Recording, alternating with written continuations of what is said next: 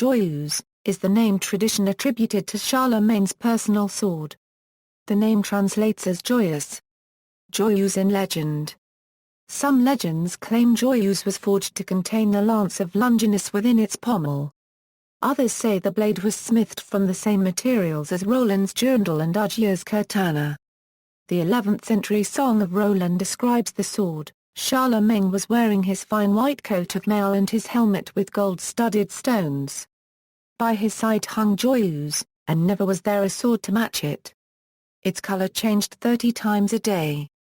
Some 700 years later, Bulfinch's mythology described Charlemagne using Joyeuse to behead the Saracen commander Cassubal as well as to knight his comrade Ugia the Dane. The town of Joyeuse, in Ardèche, is supposedly named after the sword. Joyeuse was allegedly lost in a battle and retrieved by one of the knights of Charlemagne. To thank him, Charlemagne granted him an appanage named Joyeuse.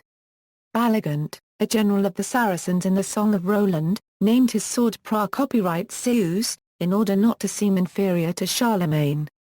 Coronation sword of the French kings. A sword identified with Charlemagne's Joyeuse was carried in front of the coronation processionals for French kings, for the first time in 1270, and for the last time in 1824. The sword was kept in the St. Denis Basilica since at least 1505, and it was moved to the Louvre in 1793. This Joyeuse as preserved today is a composite of various parts added over the centuries of use as coronation sword. But at the core, it consists of a medieval blade of oakshot type 12, mostly dated to about the 10th century. Martin Conway argued the blade might date to the early 9th century, opening the possibility that it was indeed the sword of Charlemagne, while Guy Laking dated it to the early 13th century. Some authors have even argued that the medieval blade may have been replaced by a modern replica in 1804 when the sword was prepared for the coronation of Napoleon Bonaparte. The Louvre's official website dates the pommel to the 10th to 11th centuries, the crossguard to the 12th and the scabbard to the 13th century.